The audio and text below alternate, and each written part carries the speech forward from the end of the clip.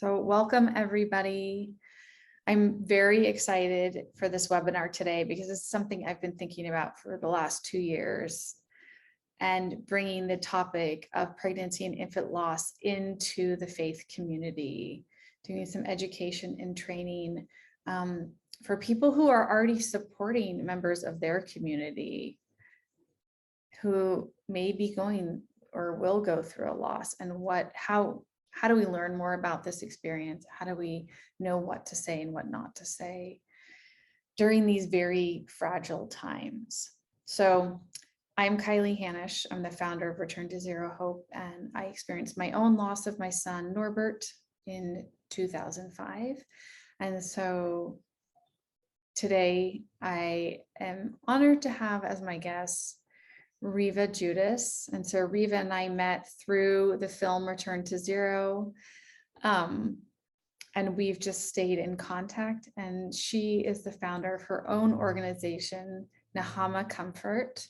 And she experienced the loss of her first son many years ago, but that has been the reason behind why she does what she does in supporting other families going through loss. And thank you, Reva, so much for being here. And I'm excited for your presentation and so excited to share it with everybody else. So thank you, Kylie. Kylie said that's how we met, because I'm going to tell you a little bit about my story. You'll maybe see more during the presentation, but like many people who start organizations in general, it comes from a personal situation. My husband and I experienced the sudden death of our firstborn son 35 years ago. His name is Pesach, which means Passover in Hebrew. And he was born and lived for 12 hours, died of a congenital heart defect on Passover. There was no support in those days, both anywhere, secular, our within our Jewish community, and really anybody community. We were alone. We were alone in the general world. Things were not discussed in society in general. You know, when I speak to a certain generation of audiences, they don't understand. There was no computer, there was no Google, there weren't, there were magazines to look at. We couldn't just look up resources, and things were not discussed. There were no awareness months. There were no ribbons. The philosophy was just to go home and move on. We were told not to even go to a therapist. We know why we're depressed, just go home and get pregnant. And that's what we did. We also had 6 miscarriages that could not be explained, and mostly because the doctors didn't have the knowledge, the funding, or the thought process to try to find more research into why it happened. We have been blessed with 4 children, 4 living children, and we just had our 8th grandchild. I come to you today as not as a faith leader, not as a clergy, but rather as a person who experienced this loss and understood what was missing. Throughout the years, I was a kindergarten teacher. I continued to teach Sunday school. I can't give that up, but really tried to find help. Within a few years after our loss, somebody in our local hospital read and became trained through the Resolve Through Share program, which is an excellent program, encouraged me to do so. And then a volunteer small job helped to help people in my community who would reach out. And my focus, living in a Jewish community, was to help the small Jewish community. At that time, though, we only spoke privately on a phone call, maybe starting support groups, but really not discussing it in public. And over the years, the organization has grown. I chose the name NechamaComfort Nechama is a Hebrew word which means comfort. And I think that's the goal of our organization and people here joining today and listening as well to the recording, that the goal is for families who experience early miscarriage through the age of 1 is what our clients, our families are made up of, not to ever feel alone and to give them the tools, the guidance, the support and comfort to how to put this child that only lives in their hopes and dreams, into their lives and to move through it. You don't move past it. And time changes how you feel, but it doesn't completely heal. And what I realized is first talking to people, and we started our own support group and speaking to clients on a small level, was that also education and awareness are needed. Education to medical staff, education to communities at large, and education to clergy, to faith leaders, to the chaplains in the hospital, to the social workers, who's ever going to come into that with that couple at any stage. And we need the help and we need the tools and the guidance and the support as well. So I'm going to start the presentation. I just want to acknowledge a clergy that is on now, and that is my father, Rabbi Sidney Green, who has who was there as our guidance and support and needed his own support, reaching out and helping me to learn and the directions to go to within all faiths. And I think our presentation today is really adapted to anyone. And at the end, I'll tell you a little bit where we stand now as NechamaComfort exists today. So, and as Kylie wrote, we'll take questions at the end.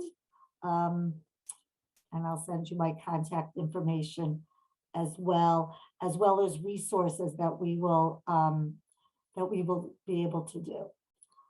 Okay.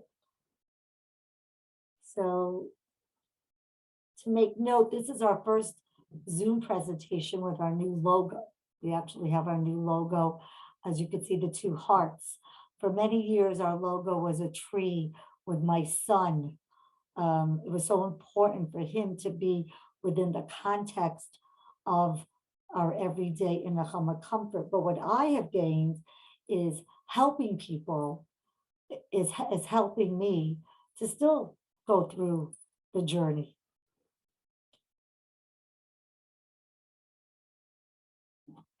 Okay.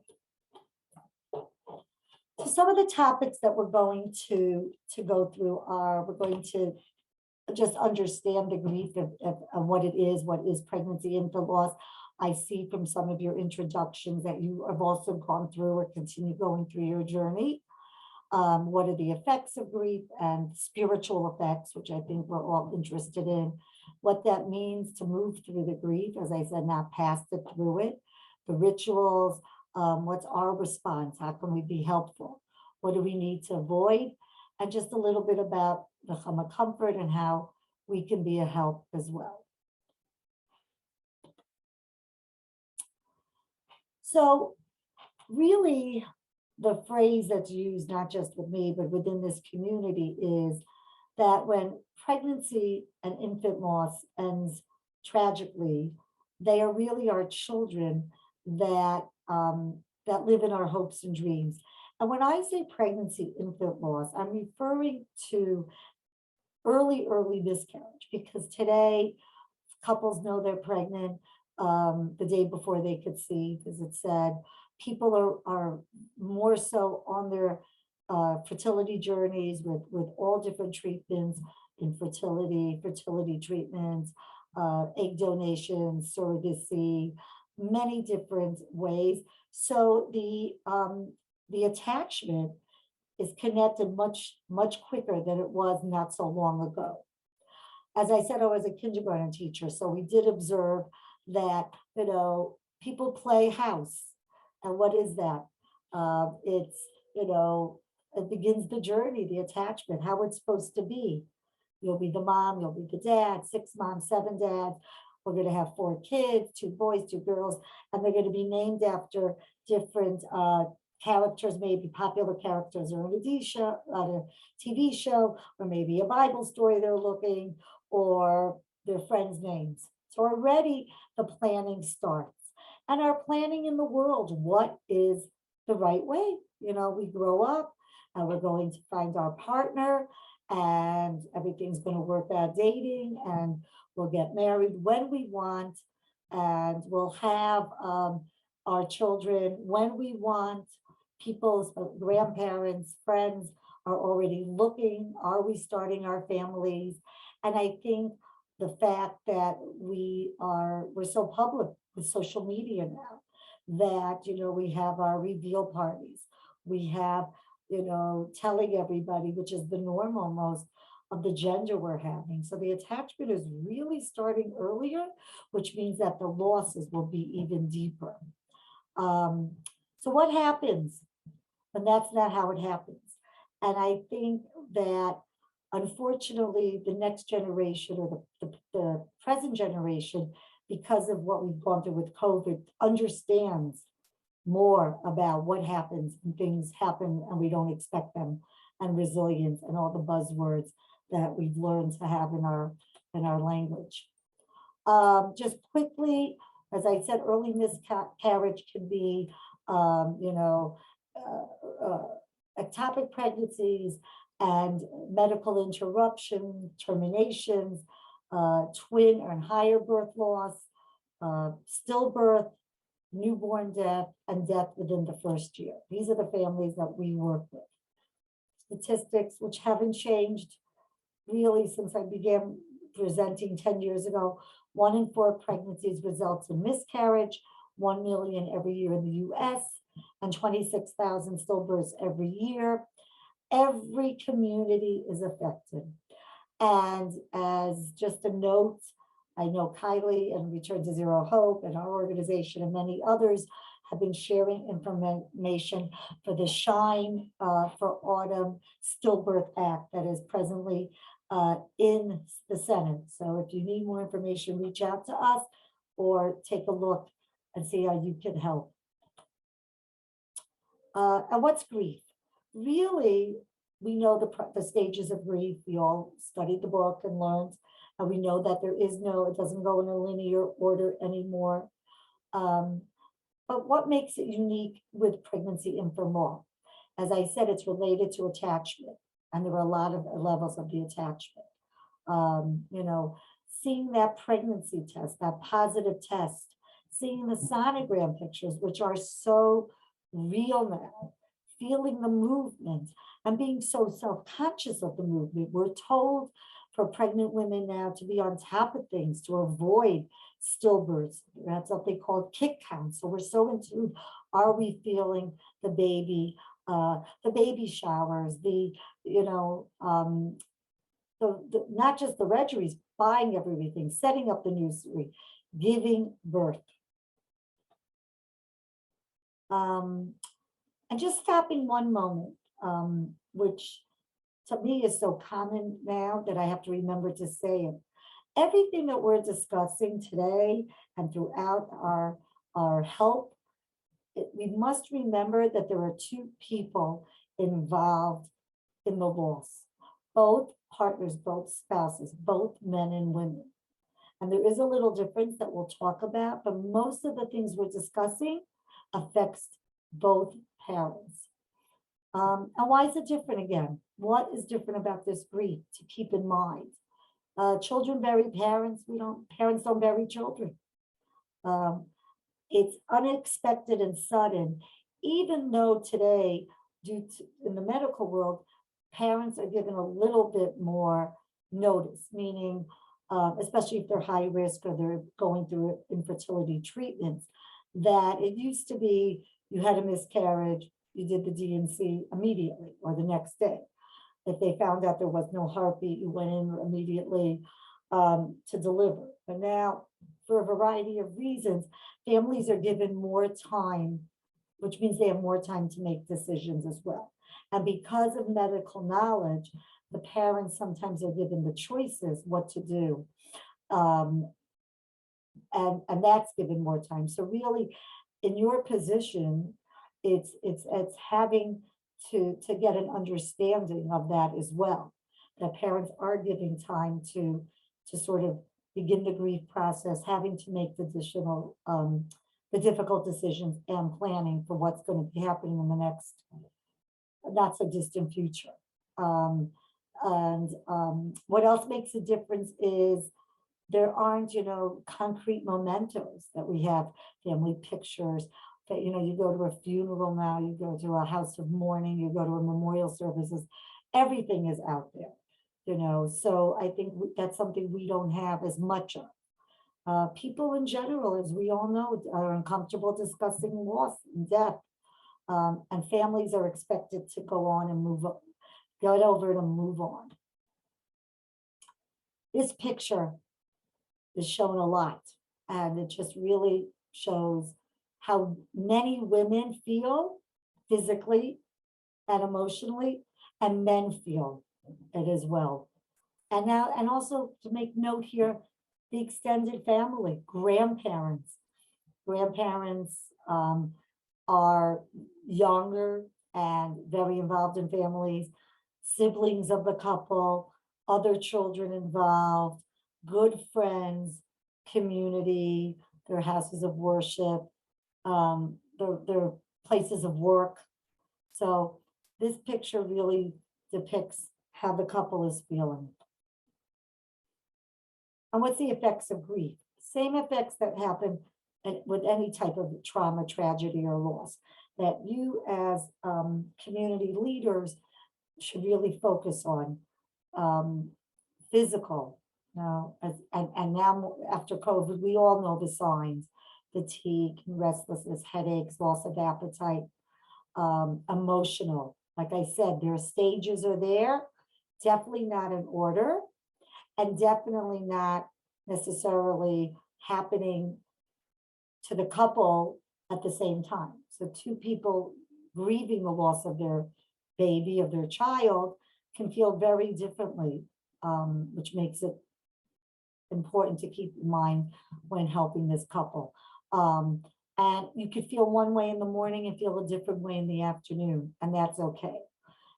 And not in any order. There's denial, didn't happen. So that's why we're going to talk about later on the importance of the family to be encouraged to hold the baby if they can, to see the baby, to get any type of memento that can be offered to them. There's a lot of guilt, and they can be told that it wasn't their fault.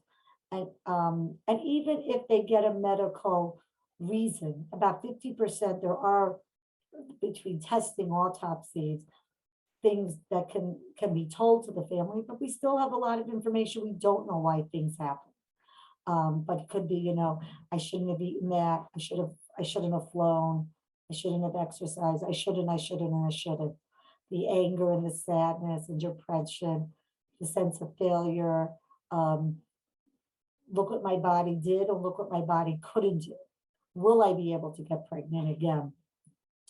And to socially withdraw from normal activity and isolation.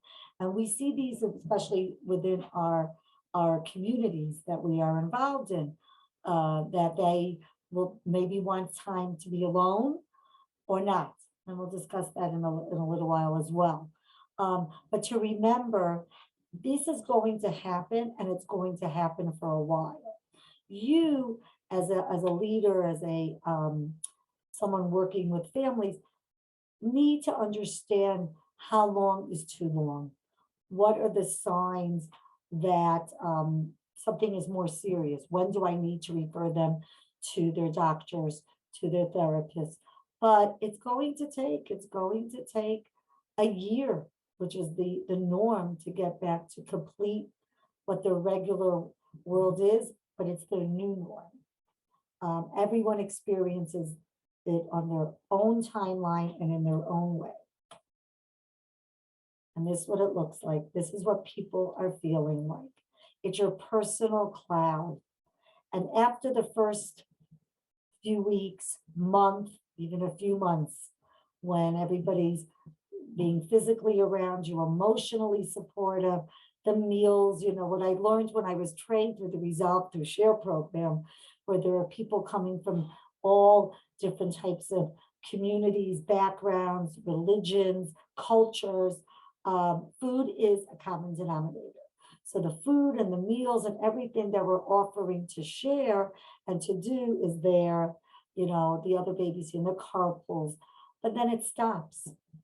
Normal, people get busy, people move on, but people are walking around feeling their clouds. Sometimes my families describe it as you're standing in the middle of a busy street.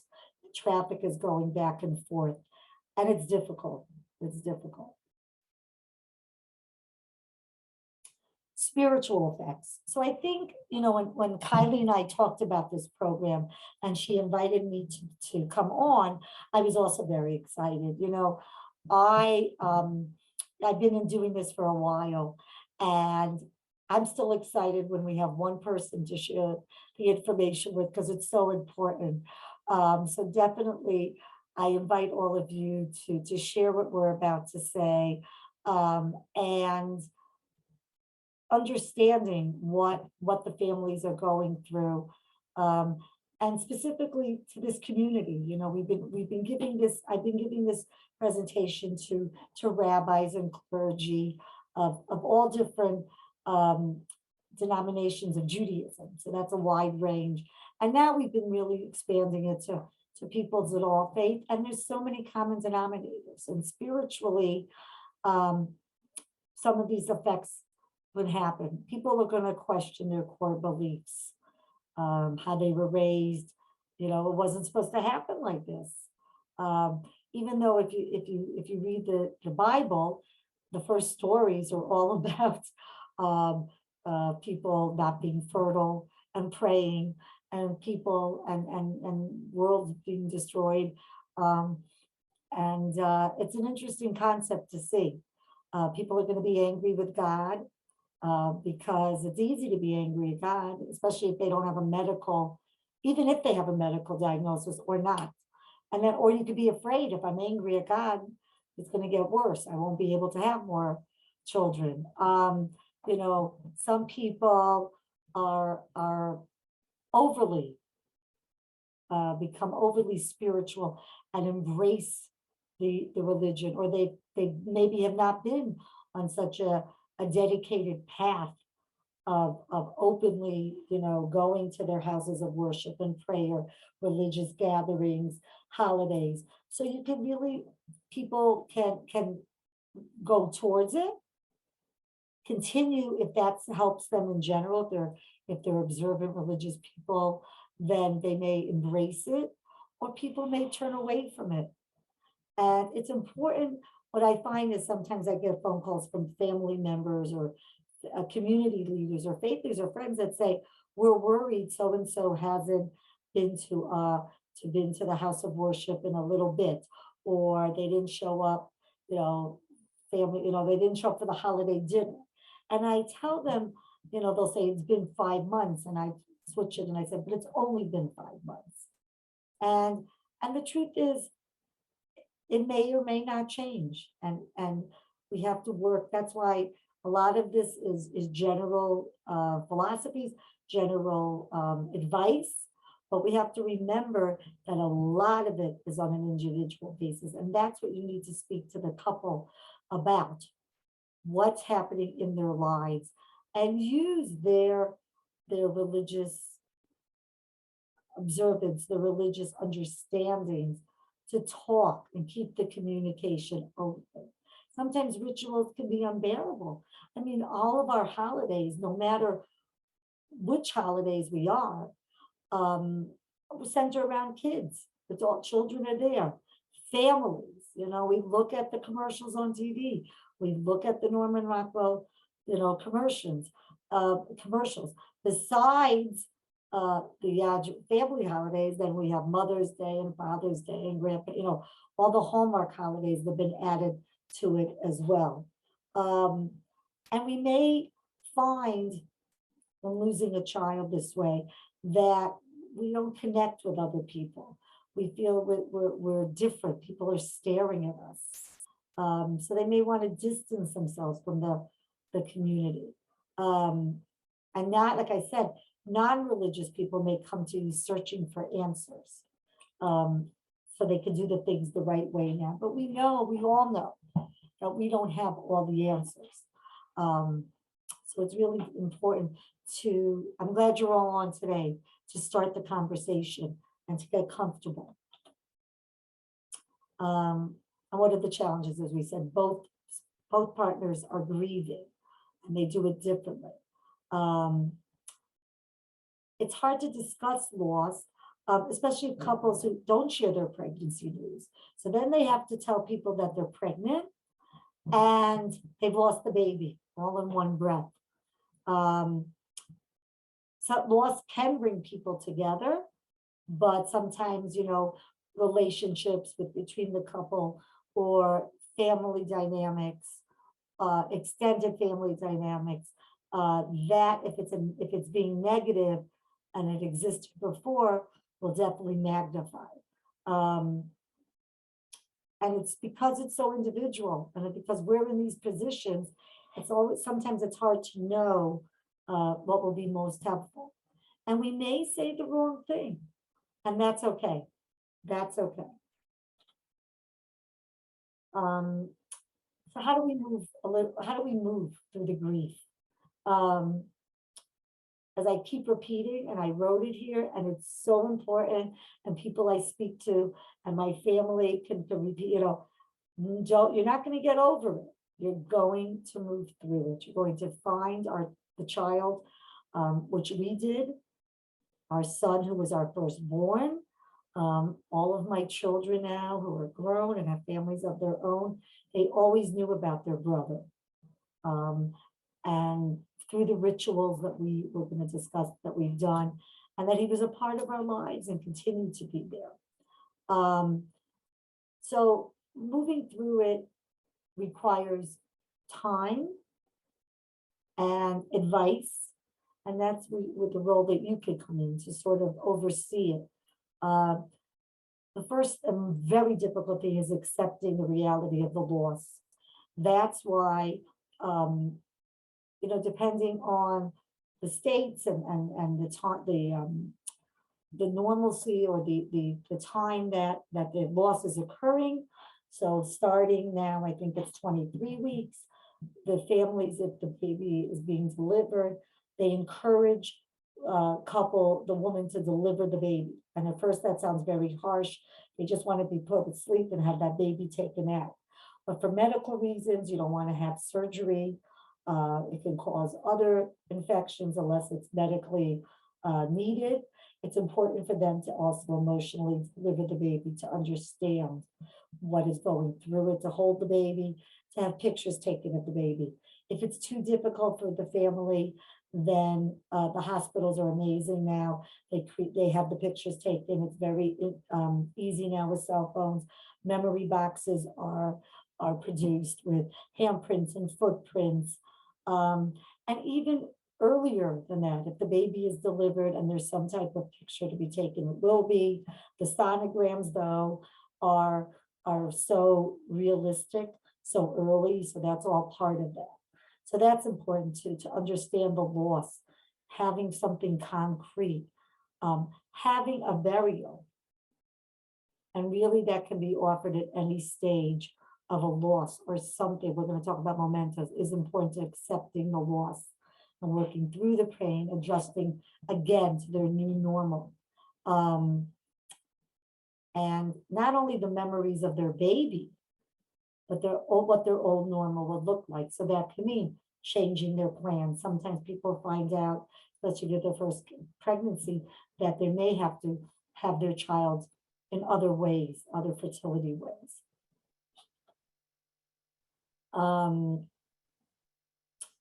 So rituals, which is important in all communities, all religions, all of us. So like I said, what was the old school? And this comes from all My personal things that I didn't do, that I was grateful for my parents to offer it to us and to help us do those things that were unheard of. People out of the goodness of their hearts would say, don't worry, we'll take care of the baby. The doctors would say, the hospitals, we'll bury the baby. You don't need to talk about it. We'll take care of the naming and the burial. And they didn't even tell the parents where the babies were buried necessarily. And I could tell you firsthand, I don't know if you could see, I have a picture of my grandmother back there when she was a little girl. And my mother was an only child, which we found out later, or really young. I was young when she would talk about her baby that lived for 28 hours in 1942. That was before my losses. And she would always go to the cemetery trying to find out where her baby was buried. There were no records because they really thought that was best. But until she died at 82, she was always looking for her baby. So what's better now is that the couples are given choices. That's a huge word. Nothing that we present to you today or to the couples are facts, are must-dos. They are the choices that the couples need to be offered. All of the options that doctors and hospitals and therapists offer need to be offered to the families, and your role is to help guide them and to consider their wishes. And we can be a resource as well to help people, both you who are trying to help the families and the families to understand their options and their choices. So rituals to consider. Like I said, the burial. Burial is very important.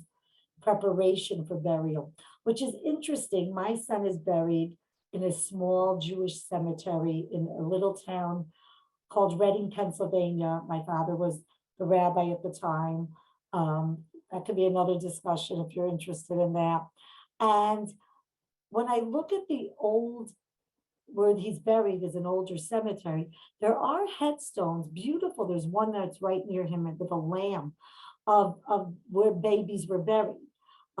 It was more common, and unfortunately, we also see the mother sometimes buried. Adults died much younger for whatever reasons, but it was done. And it wasn't until further on in the century when we started talking about things that was sort of taboo. And I remember reading an article about Jackie Kennedy, and the Kennedys had lost two babies. One was a stillbirth and one died at 6 weeks old.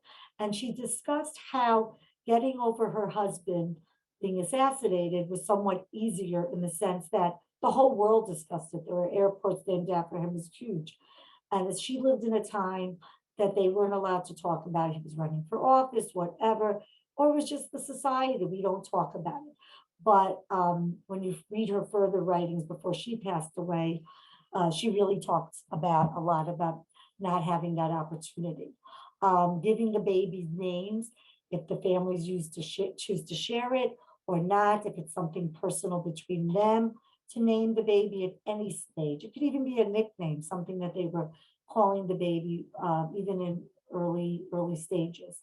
And helping them really to create this place for them to know where their baby is buried. Again, I said, depending on the stage of loss, the hospitals may help to facilitate a burial even in an early loss or not, and that may be a choice. But that's why it's important to take home the memory box.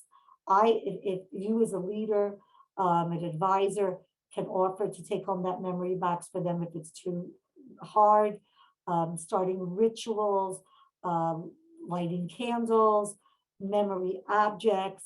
Sometimes they have pieces of jewelry, they tattoo the name. I have a bracelet with all of my children's names, including my son. Planting something that blossoms when they can, when the anniversary of the death is. There are websites for memorials, having an annual memorial. October is Infant Pregnancy Loss Awareness Month, having a general one, being in touch with your community or nationwide with our organizations to have maybe help facilitate something in your communities and house of worships as well. And it's important to know, we're so used to fixing things. We just Google, we fix, we call, TaskRabbit, we do whatever we want. Some things just can't be fixed. Most helpful thing to do, sometimes it's hard, is to listen, just to listen. What can you do? Reach out and acknowledge their struggle. Less is more. Just to say, I'm sorry, or I'm here for you. That's it. Allow them to express their feelings without judgment. Refer to the baby by name if they do. And not only is this advice for you, but to share with your communities and your houses of worship and friends and family.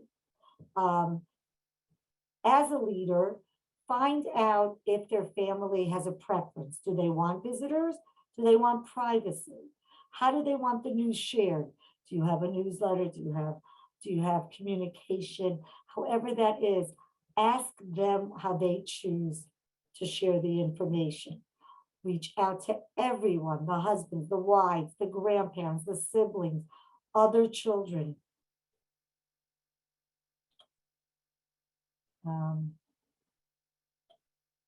What can you do? Include them in community events and gatherings. Invite them personally over for a meal. If you're having a barbecue, something, invite them. They don't want to feel that things have changed, but understand that they decline and they don't come or they don't stay, or last minute decision. Respect that they may need a break. They may be wanting people talking and then they just may not answer your calls or texts. As much as I love in-person talking, it's amazing that we can have this on Zoom today and that we can text or email or leave a message. That's just important. Keep doing that. Acknowledge their steps forward. It's great to see you back, wherever they are. But don't be overly sappy. Just so nice to see you here. Very important. Reach out after time passes so they don't feel forgotten. And we're all busy. Make a note. I'm going to call this person. I'm going to text this person. Everybody involved in their loss. A month down the road, 3 months, definitely on the year, on the anniversary that it's happened, their due date, going back to work, other celebrations. And they may be grieved and sad at the end, years later.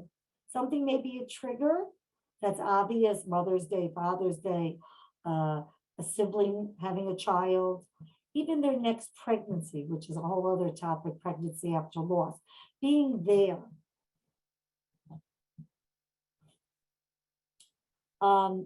Say something, even if it happens to be the wrong thing, acknowledge it. People tell me that they've lost friendships, relatives, relationships because nobody acknowledged their loss. Simple. I'm sorry to see what you're going through. Good to see you, thinking about you. Would you like to talk? More, and don't say to people, how are you? We all know how everybody is. Say, how are you today? How is everything? Helping children. Children know everything today. They're exposed to so many things. Be honest with other children. Again, it's on an individual basis. Children know something is wrong. And again, we reach out to the schools. There are books written. We can offer help and guidance with that too. Be open and honest with the children on their individual families.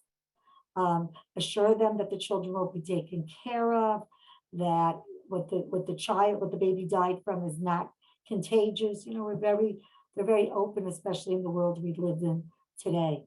And if you observe unusual behaviors with the other children, definitely share that with the family and see how you can be of help. And just like everybody else, a grieving family, same thing, same way. If you experience a loss, you yourselves as the chaplain, the social worker, the leaders, Remember to take care of yourself physically and be patient and gentle with yourself. Understand you're not going to be at your best. Reach out and get the support that you need.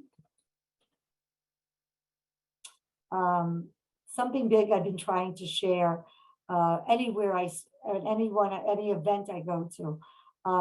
Try not to say, hi, how are you? How many children do you have?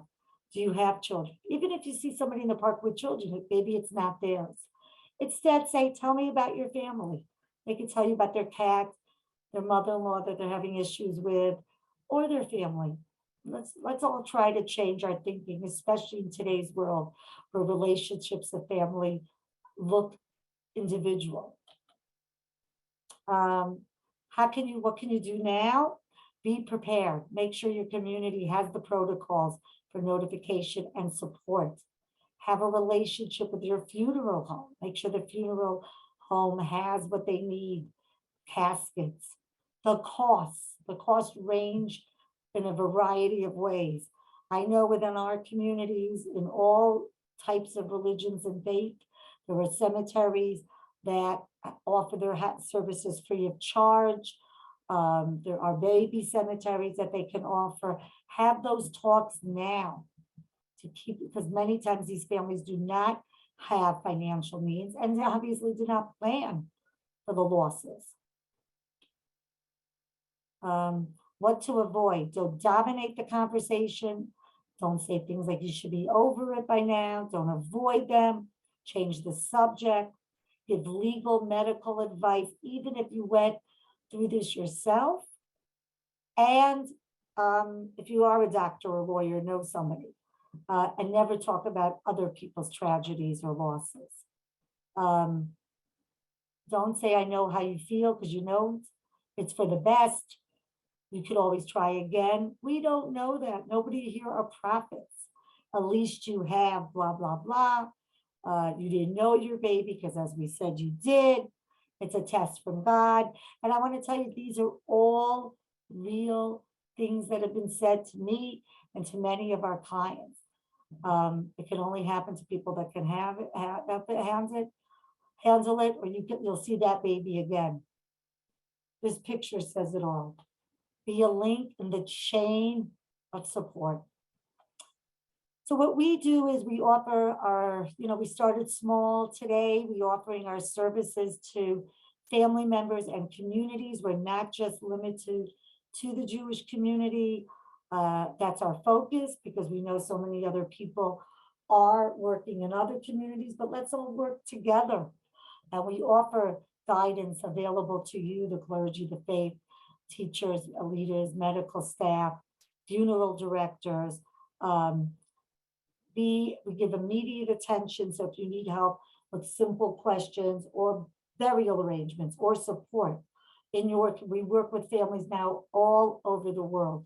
We're in every continent now except for Antarctica.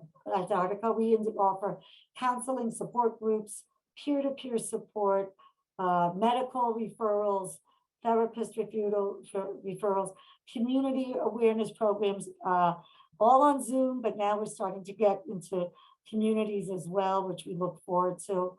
And here is how you can reach us. This is our hotline number if anybody needs to reach us, clients, families, or you, and take a look at our website and all of our other social media. And I thank you. I always thank everybody for joining to share this information.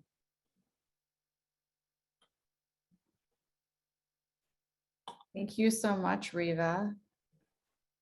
And when I send out the email with the link to this recording, I will include some information from Reva, and we'll also have her website and her email as well. Okay, great. So, Reva, if you want to stop sharing your screen, and then we can just open it up to some questions. And if you have any questions, you can type them in the chat. Okay. And if you prefer to remain anonymous, you can send it to just the hosts and panelists as well. I shared a lot of information. So. It it can be overwhelming, but it's so good and important. And we are at a loss for words. We don't know what to say, and we want to be helpful, but sometimes what we say can be hurtful.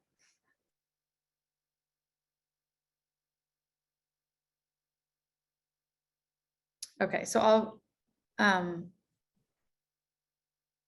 okay, so are you reading that? Do you want me to read it? You can read it. Okay, so what can we, the typical American society, learn from the traditions in Judaism that honor, respect, and celebrate death, generally speaking? I'm thinking of funeral customs, death rituals, honoring souls of ancestors, honoring the dead, overall bereavement support, honoring, commemorating on anniversaries. Like, what can we learn from these Jewish traditions? That's a great question. And I will tell you that for so many years, I was fortunate to not have really death in our families. My grandparents lived to an old age and things. So I kept saying this type of a loss is the same as any other type of loss. And unfortunately, my sister and my mom both passed away suddenly during COVID. And I was able to really see that the rituals are so helpful. And I think that having a time for grief and loss and mourning. We have the 7-day Shiva people, which people are familiar with. It is a time of what I just say, meet and greet and express your condolences. And it's literally people sitting there, accepting visitors, coming to repay their respects. And I think having that time span is very important. I tell everyone, don't run back to work the next day, even for a miscarriage. So in terms of Judaism, the baby has to be over a certain age to have that official time. But what we really encourage is for people to have that time, whatever it means, to mourn and grieve, to have the rituals of memorials. We say memorial prayers during our big holidays. So I think that that's important, to develop your own rituals, to develop your own family rituals, what it means to go to the cemetery, naming the baby, having a memorial candle for when you want to. We light Shabbat candles. We light 2 candles to welcome in our Sabbath every week. Some people add a candle for their child as a custom. I light a candle for my child that's passed away too. So I think the important thing is to develop rituals and times that we express our losses and grief. And also hang your pictures up with your family pictures. Remember them in different ways, which we could talk about more, in all of your family dynamics, whatever you do is in tradition. If you have a Christmas ornament, add one for that baby too. So what we've learned is speaking about it, having group prayer about it, and offering comfort and being able to express and talk about our losses, even by lighting that candle, is important. And we can speak, very much it's done on an individual basis as well. Thank you.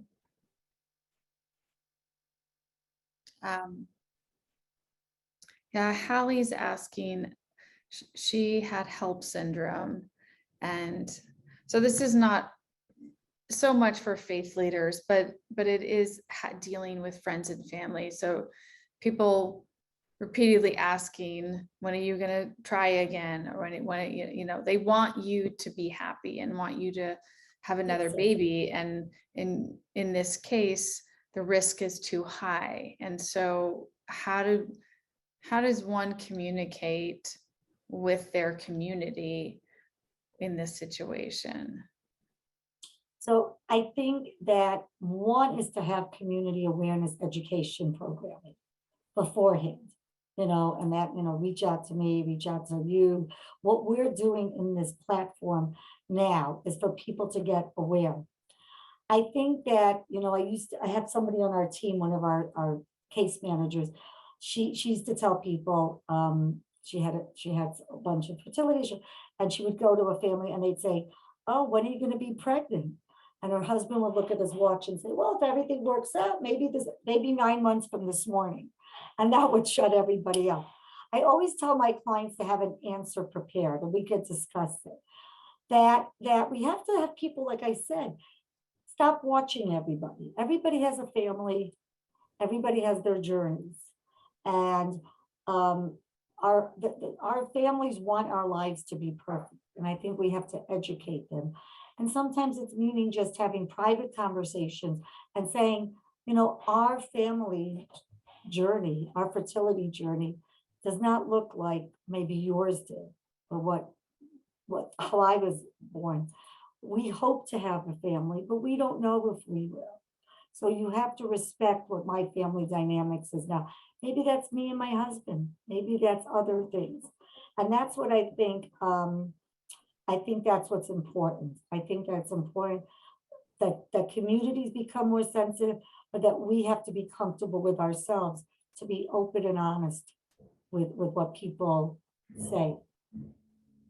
And I think like when telling people, it can be you or it can be your partner, like you decide, and it can be one-on-one. And if that feels too much, you can send an email.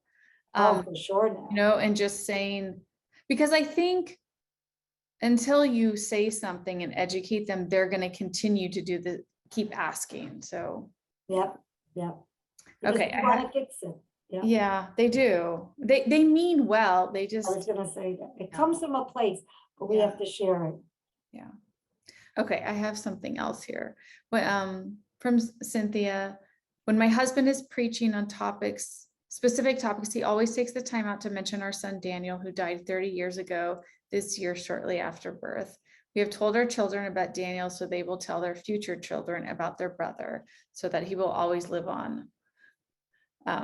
Your time with him was short and you miss him, and a part of you is with him, and you'll one day get to be with him again. So yeah, thank you for sharing, Cynthia. It's interesting. When I first started talking, I spent a lot of the time sharing my story, and I think I needed it too many years ago. Then I was told by certain people, don't share your story. And now we do it both, we do it both. My son is always with us. I have a picture hanging with him, with all my family. I am blessed to see that like I said, I have 8 grandchildren. So the fear was not in my children, and that we talk about him, in a casual way. And we all know that he's part of us.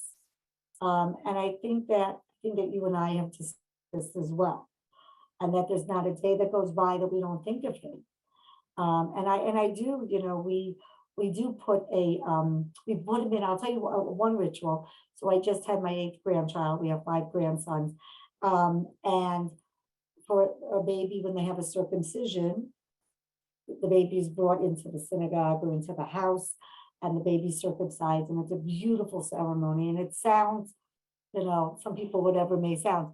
When the baby cries, you see everybody, oh, I stand there going, and I look at, people know me already, my friends, and I go, it's beautiful lungs. The lungs are crying.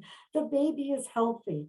And my brother gave us a beautiful pillow that the baby goes on, and it says, in memory of Pesach Judas. So he's always with us. And I think, and then you're able to go, that's the circle of life that we're celebrating. And we do have to share our stories. The media is getting better. I don't know if you saw, but Britney Spears had a miscarriage over the weekend.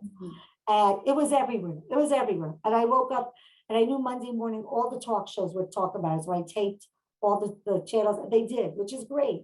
And some of my friends texted me, can you reach out to Britney? And I said, do you have her phone number?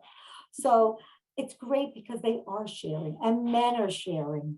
And I can tell you the next generation is open.